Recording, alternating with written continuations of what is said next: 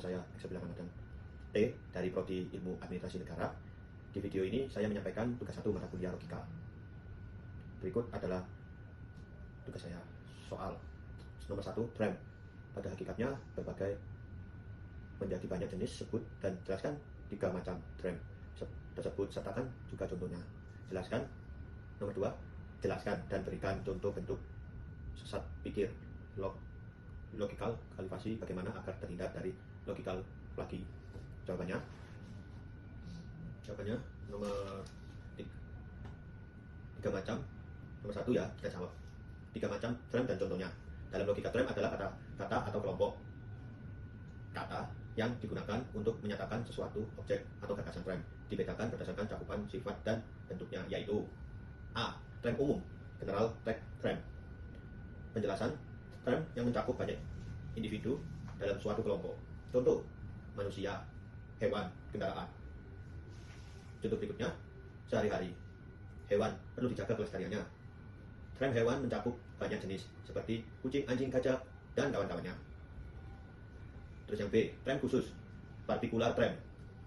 Penjelasan tram yang menunjukkan pada suatu individu tentu dari suatu kelompok. Contoh, Presiden Joko Widodo, Gunung Everest, dan kucingku. Dan contoh sehari-hari, Gunung Bromo adalah tempat wisata yang terkenal, mengacu pada suatu gunung tertentu. Yang C, tram abstrak dan konkret. Tram konkret dibagi menjadi 3 dan ada contohnya dalam sehari-hari.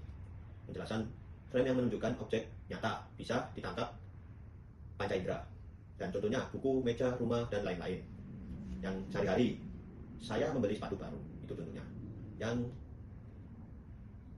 tram abstrak, penjelasannya, tram menunjukkan pada konsep atau ide tidak bisa dilihat secara fisik. Contoh, keadilan, kesetiaan, cinta. Sehari-hari, semua orang berhak mendapatkan keadilan. Yang kedua, logical fallacy atau sesat pikir. Penjelasan dan contoh dan cara menghindarinya. A. Pengertian sesat pikir logical fallacy adalah bentuk kesalahan dalam berpikir atau berargumentasi yang tampak logis tetapi tidak valid secara rasional.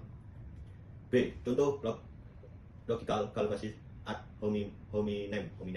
Penjelasan menyerang pribadi lawan debat, bukan isi argumennya. Contoh, A. Kita perlu mengurangi penggunaan plastik. B. Kamu bicara begitu padahal kamu juga buang sampah sembarangan. Kesalahan argumen A tidak ditanggapi, dan yang diserang justru karakter atau kebiasaan A.